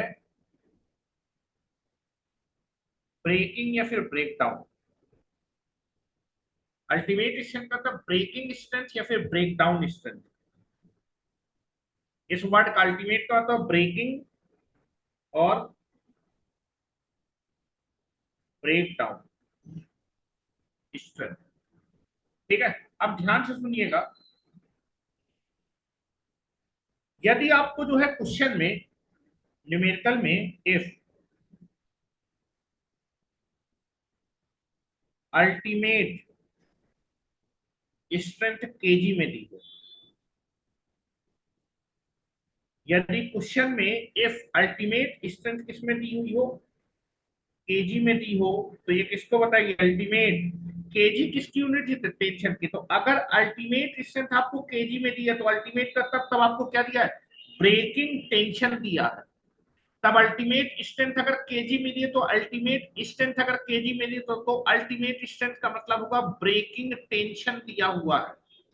अल्टीमेट का मतलब होगा ब्रेकिंग, और स्ट्रेंथ अगर केजी में तो केजी किसकी यूनिट होगी, टेंशन की यूनिट होगी। तो that is nothing but the, अगर आपको जो है ये क्या हो गया, अगर अल्टीमेट स्ट्रेंथ आपको क्वेश्चन में केजी में दिया तो मतलब आपको क्वेश्चन में क्या दिया है, ब्रेकिंग टेंशन दिया हुआ है। ब्रेकिंग टेंशन और ब्रेकडाउन टेंशन, ब्रेकिंग टेंशन दिया हुआ है। ठीक है, तो वो आपको ब्रेकिंग टेंशन को रिप्रेजेंट करेगा, ये याद रखिएगा। अगर अल्टीमेट स्ट्रेंथ आपको केजी में दिया हुआ है, हमेशा अल्टीमेट स्ट्रेंथ में यूनिट देखूंगा, तो अगर अल्टीमेट स्ट्रेंथ केजी में दिया तो मतलब आपको किसकी वैल्यू दिया है, ब्रेकिंग टेंशन की वैल्यू आपको दिया। ठीक है, लेकिन यदि क्वेश्चन में ultimate strength if ultimate strength, अगर आपको केजी पर मीटर स्क्वायर में दिया, केजी पर मीटर स्क्वायर किसकी यूनिट होती है, स्ट्रेस की होती है। अल्टीमेट का मतलब ब्रेकिंग स्ट्रेस दिया है, तो अगर अल्टीमेट स्ट्रेंथ आपको केजी पर मीटर स्क्वायर में दिया तो आपको किसकी वैल्यू दी है, ब्रेकिंग स्ट्रेस की वैल्यू दी है। तब क्वेश्चन में आपको ब्रेकिंग स्ट्रेस दिया हुआ है। जो मैं लिख रहा हूं बहुत ध्यान से सुनते जाइए, क्योंकि सबसे ज्यादा कंफ्यूजन होता है कि कई बार क्वेश्चन में अल्टीमेट स्ट्रेंथ को टेंशन लेके कर देगा, कभी स्ट्रेस लेके कर देगा, तुमको पता ही नहीं चलेगा कि कर क्या रहा है। तो कर क्या रहा है वो मैं आपको बता रहा हूँ। इन्हीं सब वजहों से ये टेंशन सैग और टेंशन के न्यूमेरिकल टफ होते हैं। टफ कुछ नहीं होते, बस टर्मिनोलॉजी आनी चाहिए। ठीक है, एक ही क्वांटिटी दो अलग अलग चीजों को रिप्रेजेंट करेगी, उसको समझने के लिए हमें उनकी यूनिट देखनी पड़ेगी। अगर क्वेश्चन में अल्टीमेट स्ट्रेंथ केजी में दिया है तो अल्टीमेट स्ट्रेंथ अगर केजी में दिया तो मतलब वो क्या दर्शा रहा होगा, ब्रेकिंग टेंशन को बता रहा होगा। अगर अल्टीमेट स्ट्रेंथ आपको केजी पर मीटर स्क्वायर में दिया तो वो क्या बता रहा होगा, ब्रेकिंग स्ट्रेस बता रहा होगा, मतलब वो ब्रेकिंग स्ट्रेस की वैल्यू दी है। ठीक है, अगर आपको ब्रेकिंग स्ट्रेस मालूम है तो हम ब्रेकिंग टेंशन निकाल लेंगे। ठीक है, ब्रेकिंग स्ट्रेस मालूम है तो ब्रेकिंग टेंशन हम लोग निकाल लेंगे। ठीक है, चलो अब जो है मैं बात करता हूं ब्रेकिंग टेंशन और वर्किंग टेंशन के बीच में क्या है। तो हमें सैग निकालना होगा ना, तो ब्रेकिंग टेंशन की जरूरत नहीं है, कौन सा टेंशन रखना पड़ेगा, वर्किंग टेंशन। तो अगर आपको क्वेश्चन में किसी तरीके से ब्रेकिंग टेंशन दिया होगा तो हम वर्किंग टेंशन कैसे निकालेंगे, उसका फार्मूला लिखिए। ब्रेकिंग टेंशन का जो फार्मूला होगा, ब्रेकिंग टेंशन और वर्किंग टेंशन के बीच में रिलेशन, कौन बड़ा होगा, वर्किंग टेंशन बड़ा होगा कि आपका ब्रेकिंग टेंशन बड़ा होगा। ब्रेकिंग टेंशन वो टेंशन है जिसमें कंडक्टर ब्रेक कर जाएगा, उसकी वैल्यू ज्यादा होगी, और वर्किंग टेंशन वो टेंशन होगा जिसमें कंडक्टर ब्रेक नहीं करेगा, तो उस टेंशन की वैल्यू कम होगी। तो ब्रेकिंग टेंशन और वर्किंग टेंशन में रिलेशन होता है, ब्रेकिंग टेंशन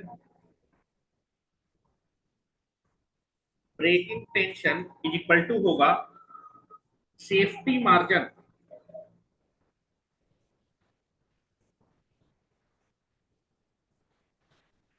सेफ्टी मार्जिन या फिर इसको सेफ्टी फैक्टर भी बोल दिया जाता है, safety factor multiplied by working tension. Breaking tension और वर्किंग टेंशन के बीच में ये रिलेशन होता है।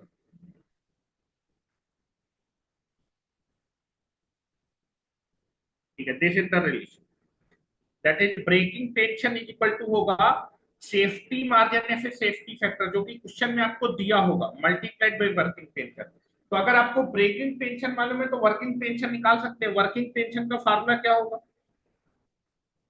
वर्किंग टेंशन का फार्मूला यहां से निकाल सकते हैं, working tension is equal to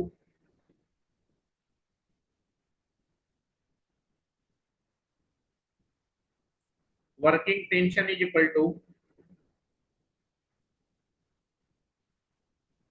breaking tension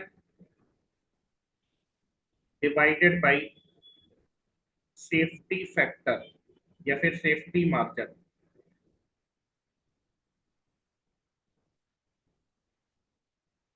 और उसी को बोलते हैं safety factor. This is the formula.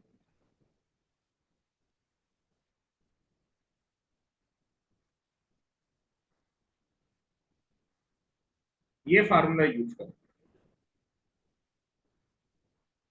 ये फार्मूला हम लोग यूज करेंगे। अब कई बार आपको मान लीजिए ब्रेकिंग स्ट्रेस दिया होगा, तो पहले ब्रेकिंग स्ट्रेस से हम लोग ब्रेकिंग टेंशन निकालेंगे, और जब ब्रेकिंग टेंशन आ जाएगा तो फिर वर्किंग टेंशन कैलकुलेट हो जाएगा। तो ध्यान सुनिएगा कैसे निकालेंगे। अगर आपको ब्रेकिंग स्ट्रेस मालूम है तो हम ब्रेकिंग टेंशन कैसे निकालेंगे? फार्मूला क्या होता है? यही फार्मूला यूज करेंगे, ये वाला। स्ट्रेस इज इक्वल टू होता है टेंशन डिवाइडेड बाय एरिया। तो breaking stress is equal to हो जाएगा breaking tension divided by area. तो breaking tension is equal to हो जाएगा breaking stress multiplied by area. तो स्ट्रेस को अगर आप एरिया से मल्टीप्लाई कर दें, स्ट्रेस को अगर ब्रेकिंग स्ट्रेस को एरिया से मल्टीप्लाई करेंगे तो ब्रेकिंग टेंशन आ जाएगा, और वर्किंग स्ट्रेस को अगर एरिया से मल्टीप्लाई करेंगे तो वर्किंग टेंशन आ जाएगा। क्या मेरी बात क्लियर है? तो स्ट्रेस से टेंशन कैलकुलेट हो जाता है, और टेंशन के बाद अगर आपको ब्रेकिंग टेंशन मालूम है तो हम वर्किंग टेंशन को क्वेश्चन में क्या कर लेंगे? कैलकुलेट कर लेंगे। क्या मेरी बात क्लियर है? ठीक है, चलो नेक्स्ट बात करते हैं। अब मैं सैग के फार्मूले आपको बताने की कोशिश करता हूं जो हमें यूज आएंगे। ठीक है, मैं फार्मूले बता चुका हूं, लेकिन इन फार्मूले को एक बार रिकॉल करा रहा हूं जिससे कि आप क्वेश्चन में कर पाए चीजें। ठीक है, चलो यहां तक लिख लो पहले। जनरल फार्मूला निकालते हैं, सैग का जनरल फार्मूला क्या होता है? अगर मुझे सैग निकालना है किसी पॉइंट पे तो मैं क्या फार्मूला हमेशा अप्लाई करूंगा? ठीक है, सबसे पहले बात करते हैं जनरल फार्मूले के लिए। और जनरल फार्मूले के लिए मैं आपका क्या कर रहा हूं, दैट इज आपके टावर को सेम लेवल पे नहीं मान रहा हूं, अनइक्वल लेवल पे मान रहा हूं। अनइक्वल लेवल से हम लोग जनरल फार्मूला ड्राइव कर सकते हैं, समझिएगा जरा, देखिए जरा।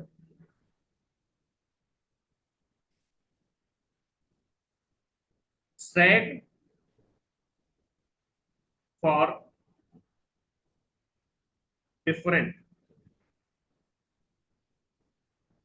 डिफरेंट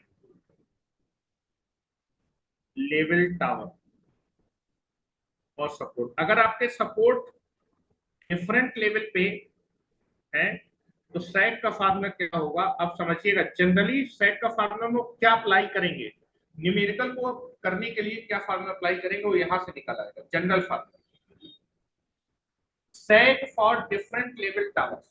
ठीक है, इसके लिए मैं बता रहा हूँ कि दोनों टावर अगर सेम लेवल पे नहीं, मतलब हिल स्टेशन पे, ठीक है, ये आपका लो लेवल पे टावर है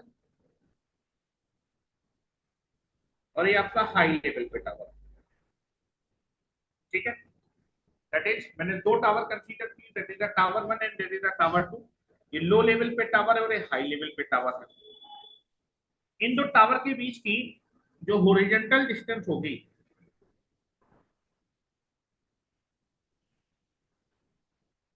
इन दो टावर के बीच की जो हॉरिजॉन्टल डिस्टेंस होगी,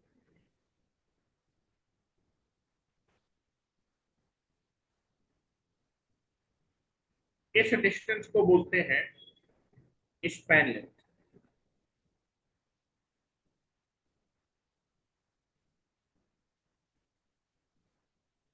स्पैन लेंथ जिसको हम लोग एल से क्या करेंगे?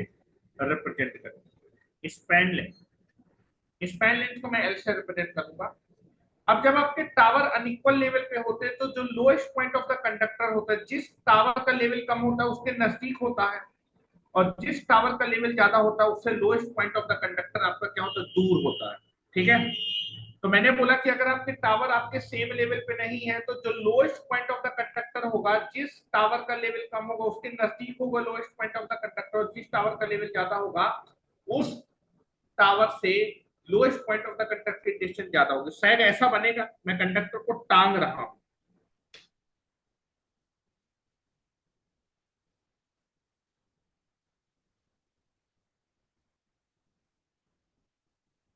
ऐसा सैग बनेगा। नाउ दिस इज, आपने कंडक्टर को लो, जिस टावर का लेवल कम है उसको पॉइंट ए पे सपोर्ट दिया है, और जिस टावर का लेवल ज्यादा है उस टावर पे पॉइंट बी पे सपोर्ट दिया है। Now this is called lowest point of the conductor, this is called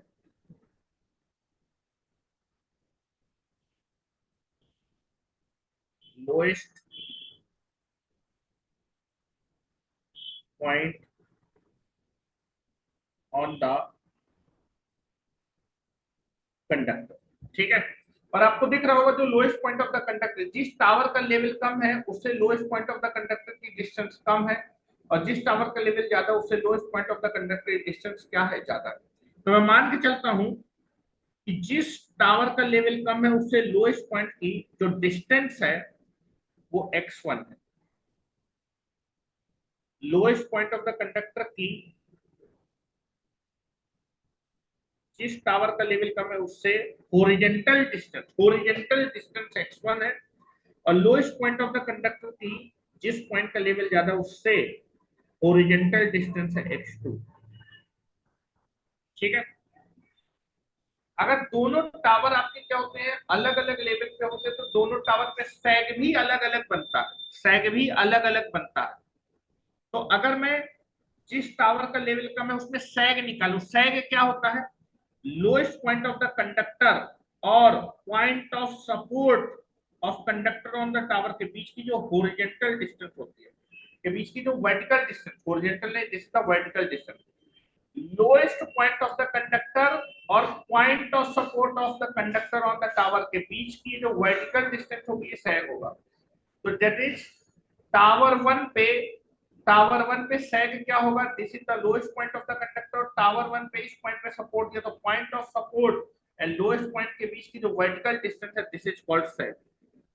तो टावर वन पे सैग ये बनेगा, point of support, point of support of conductor on the tower and lowest point के बीच की जो वर्टिकल डिस्टेंस है that is called sag. Tower one पे सैग s1 बनेगा, टावर टू पे सैग क्या बनेगा, lowest point of the conductor and point of support of conductor on the tower के बीच की जो वर्टिकल डिस्टेंस है, इस वर्टिकल डिस्टेंस को हम सैग बोलेंगे। तो this is the sag on tower two, this is the sag on the tower two. अब इन दोनों सैग को मुझे क्या करना है, कैलकुलेट करना है, इन दोनों सैग को मुझे क्या करना है, कैलकुलेट करना है। ध्यान से देखिएगा, अगर आप जो है टावर वन पे सैग निकालना चाहते हैं, टावर वन पे सैग का मतलब वर्टिकल डिस्टेंस होती है लोएस्ट पॉइंट से पॉइंट ऑफ सपोर्ट की जो वर्टिकल डिस्टेंस है उसको हम सैग बोल रहे हैं। लोएस्ट पॉइंट से point of support, lowest point से पॉइंट ऑफ सपोर्ट की जो वर्टिकल डिस्टेंस है ये आपका सैग कहलाएगा। जिस भी पॉइंट पे या फिर जिस भी टावर पे सैग निकालना है, जिस भी टावर पे, जैसे मान लो टावर वन पे सैग निकालना चाहते हैं S1, जिस भी पॉइंट पे या फिर जिस भी टावर पे सैग निकालना चाहते हैं उस पॉइंट या फिर उस टावर की लोएस्ट पॉइंट से जो हॉरिजॉन्टल डिस्टेंस है वो आपको मालूम होने चाहिए। जैसे मान लीजिए मैं टावर वन पे सैग निकालना चाहता हूँ, टावर वन पे सैग निकालना चाहता हूँ, तो टावर वन की लोएस्ट पॉइंट से हॉरिजॉन्टल डिस्टेंस कितनी है, x1। अगर आपको किसी भी टावर पे सैग निकालना है या फिर किसी भी पॉइंट पे सैग निकालना है तो उस टावर या फिर उस पॉइंट की लोएस्ट पॉइंट से हॉरिजॉन्टल डिस्टेंस मालूम होने, टावर वन की लोएस्ट पॉइंट से हॉरिजॉन्टल डिस्टेंस कितनी है, x1 है। तो टावर वन पे जो सैग का फार्मूला आएगा, वो सैग का फार्मूला ये आएगा। टावर वन पे जो सैग का फार्मूला है, सैग को हम S1 से प्रिंट करें, फार्मूला आएगा W। लोएस्ट पॉइंट से टावर वन की डिस्टेंस क्या है, W x1, तो x1 के square divided by 2t। 8t नहीं आएगा, 2t आएगा।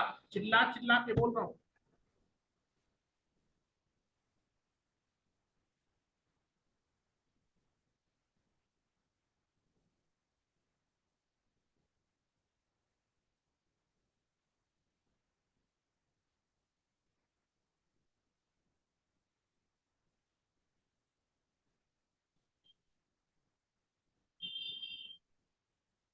ठीक है, हो गया।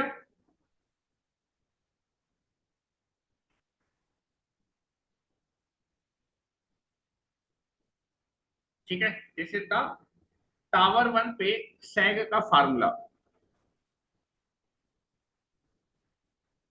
ठीक है, टावर वन पे सैग का फार्मूला। चलो टावर टू पे मैं सैग का फार्मूला निकाले। टावर टू पे जिस भी टावर पे सैग निकालना है, या फिर जिस भी पॉइंट पे सैग निकालना है, उस टावर या फिर उस पॉइंट की लोएस्ट पॉइंट से हॉरिजॉन्टल डिस्टेंस, लोएस्ट पॉइंट से हॉरिजॉन्टल डिस्टेंस क्या है, टावर टू की x2। तो जब मैं टावर टू पे सैग का फार्मूला लिखूंगा, तो सैग क्या है, h2 से प्रिंट कर रहा हूं। टावर टू की लोएस्ट पॉइंट से डिस्टेंस x2, तो फार्मूला आएगा w x2 square divided by 2t। This is the formula.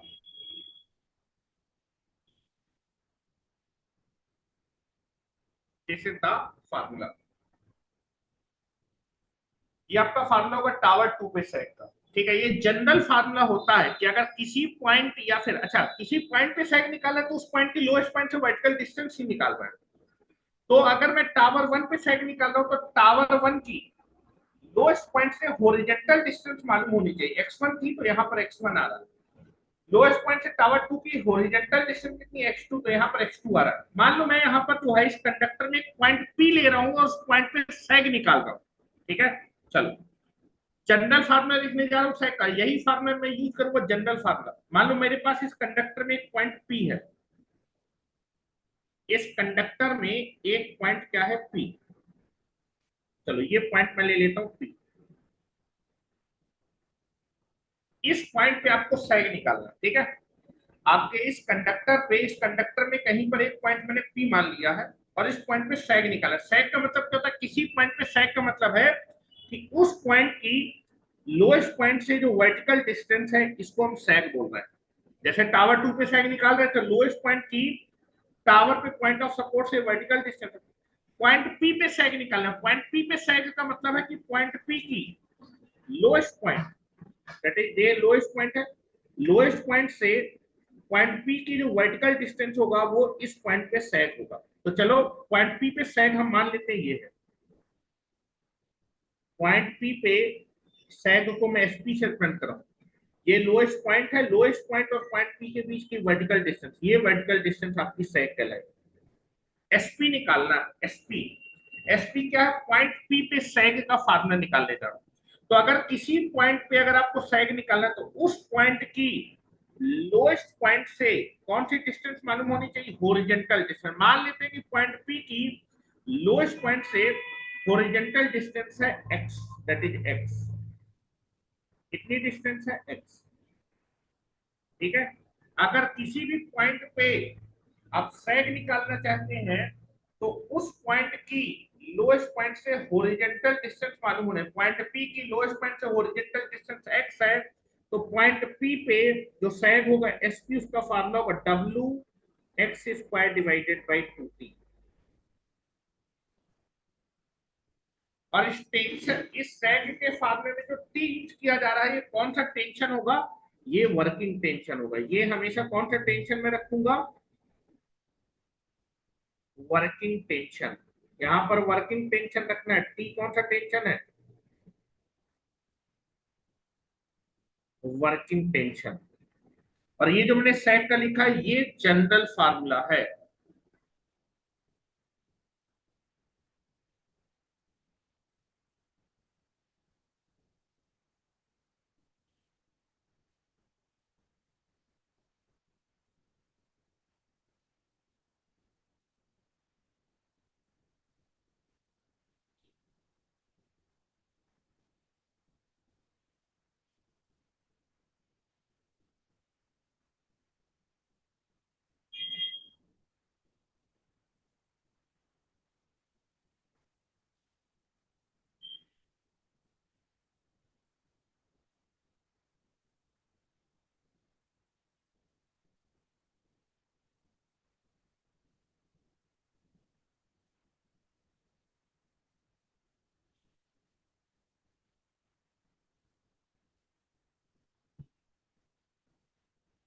हो गया, this is the general formula, याद रखिएगा।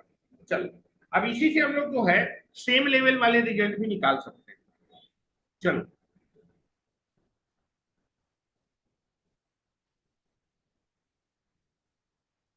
चलिए नेक्स्ट हेडिंग डालिए।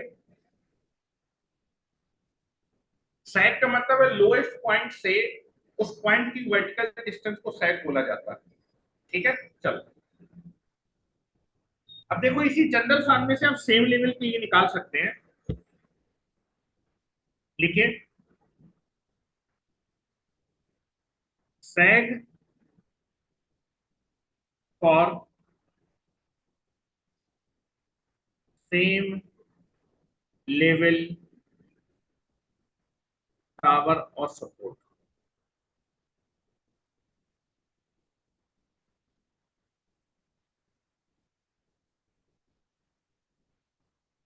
ठीक है,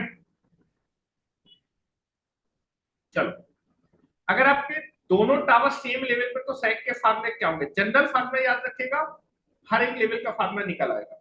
अगर कोई नहीं दिया तो बाय डिफॉल्ट सेम लेवल के फार्मूले लगाते हैं जो हम लोग अभी तक बचपन से पढ़ते आ रहे हैं। तो अगर मान लीजिए आपके टावर दोनों सेम लेवल पे हैं,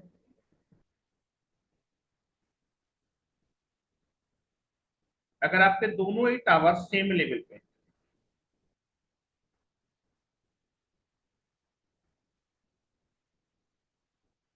ठीक है, ये दोनों टावर हो गए और ये दोनों सेम लेवल पे हैं, इसको ग्राउंड मान लेते हैं।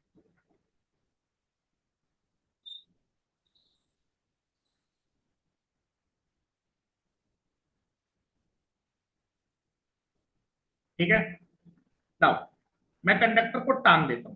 जब टावर दोनों सेम लेवल पे हो तो जो lowest point of the conductor होता है वो स्पैन लेंथ के मिड पॉइंट पे होता है, this is the span length. This is called, दोनों टावर के बीच की जो हॉरिजॉन्टल डिस्टेंस होगी हम इसको स्पैन लेंथ बोलते हैं। स्पैन लेंथ को हम एल से करते हैं। अगर बेटा दोनों ही टावर सेम लेवल पे हैं तो जो lowest point of the conductor होगा, ठीक है, this is the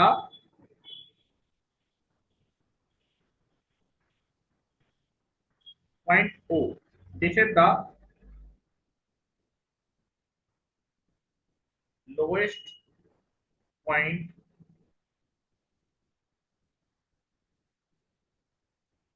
on the conductor. ठीक है, ये आपका टावर वन पे सपोर्ट दिया हमने पॉइंट ए पे, दैट इज ये टावर टू पे सपोर्ट दिया पॉइंट बी पे। अगर दोनों टावर सेम लेवल पे होते हैं तो जो लोएस्ट पॉइंट होता है वो आपके स्पैन लेंथ के मिड पॉइंट पे होता है। तो अगर स्पैन लेंथ एल है तो ये इसका मिड पॉइंट होगा span, this is the L by two, this is the L by two, ये डिस्टेंस हो जाएगी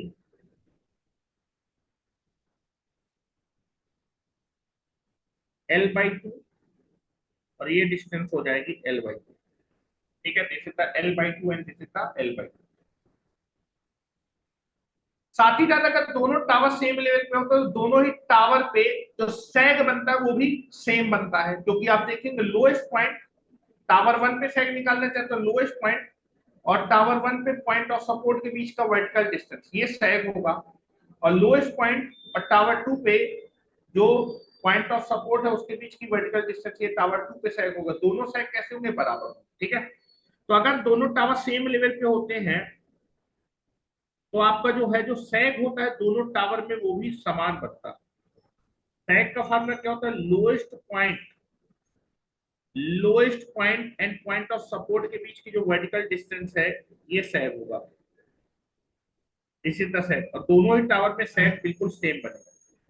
lowest point of the conductor and point of support of conductor on the tower is called sag, दोनों ही tower में सैग same बनेगा। अब चलो मैं दोनों ही टावर पे शायद बराबर बनेगा और इनके फार्मूला निकालना है तो दोनों बराबर आने चाहिए, तो फार्मूला आना चाहिए WL square divided by 8T आना चाहिए। लेकिन हम तो जनरल फार्मूला से करें।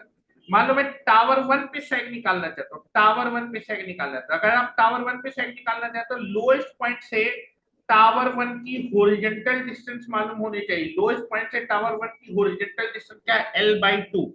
तो मैं जनरल फार्मूला लगा रहा हूं, तो बेटा टावर वन पे जो सैग है, जिसको मैं सिर्फ फार्मूला को डब्ल्यू, लोएस्ट पॉइंट से टावर वन की horizontal distance L/2 divided by 2t, general formula यही था, that is W lowest point से टावर वन की distance L/2, that is L/2 का whole square divided by 2t, general formula. जब इसको simplify करेंगे तो आएगा W L square divided by 8। देखिए भाई आया। और अगर टावर टू पे सेग निकालने जाए तो बेटा टावर टू की लोएस्ट पॉइंट से हॉरिजॉन्टल डिस्टेंस क्या है L/2। तो टावर टू पे जो सेग का फार्मूला होगा S इज इक्वल टू हो जाएगा W L/2 का whole square divided by 2t, लिख रहा हूं 2t। और जब इसको कैलकुलेट करें तो आएगा W L square divided by 8। देख लीजिए दोनों टावर पे सेग बिल्कुल समान बन रहा है, एक जैसा बन रहा है। और वैल्यू क्या है, जब सेम लेवल पे होते तो सेक का formula W L square divided by 8, जो कि हम लोग ने जनरल फार्मूले को लगा के निकाला है, ऊटी को लगा के निकाला है। ये जनरल फार्मूला, इसी फार्मूले को मैं हमेशा लगाऊंगा सेक के क्वेश्चन में। क्या मेरी बात क्लियर है?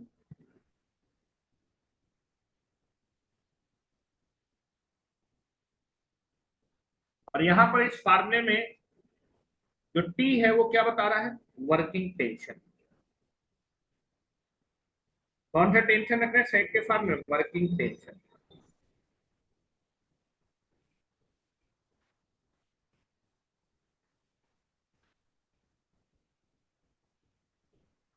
वर्किंग टेंशन, ठीक है।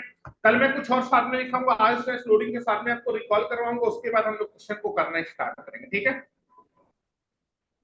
तो ये जितना मैंने पढ़ाया आपका जो है क्लियरेंस से रिलेटेड जो भी इंडियन इलेक्ट्रिसिटी रूल थे वो हमने कंप्लीट कर दिए हैं, ठीक है।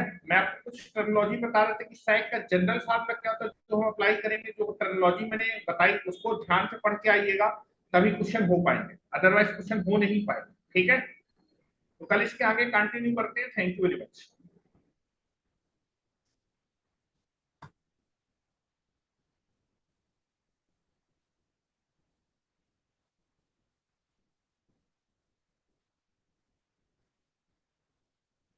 चलो आप मीटिंग को लीव कर सकते हैं।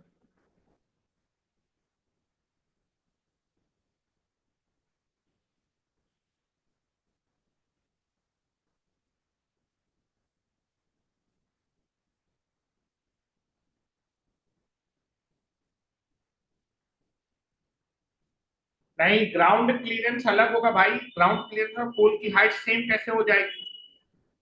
ये पोल की हाइट है और ये ग्राउंड क्लियरेंस है, ये सेम दिख रहा है क्या? अंधे हो क्या भाई? है कुछ भी क्वेश्चन पूछा, पोल की हाइट और ग्राउंड क्लियरेंस या फिर ग्राउंड क्लियरेंस सेम होगा? नहीं, ये ग्राउंड क्लियरेंस है, this is the ground clearance. यहाँ पर ग्राउंड क्लियरेंस हर जगह अलग अलग होगा। तो जो ग्राउंड क्लियरेंस लिखा जाता है वो मिनिमम लिखा जाता है, लोएस्ट पॉइंट की ग्राउंड से डिस्टेंस। जब भी हम ग्राउंड क्लियरेंस लिखते हैं तो लोएस्ट पॉइंट की ग्राउंड से जो क्लियरेंस होती है वो लिखते हैं, ये वाला मिनिमम क्लियरेंस लिखा जाता है। तो ये सारा क्लियरेंस ये वाला लिखा जाता है। ये पोल की हाइट है, ये क्लियरेंस सेम दिख रहा है क्या? ये पोल की हाइट है, ये क्लियरेंस अलग अलग होगा भाई।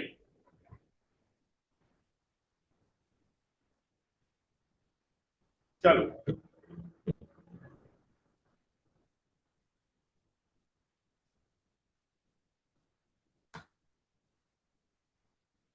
नाउ लीव कर सकते हैं आप मीटिंग को।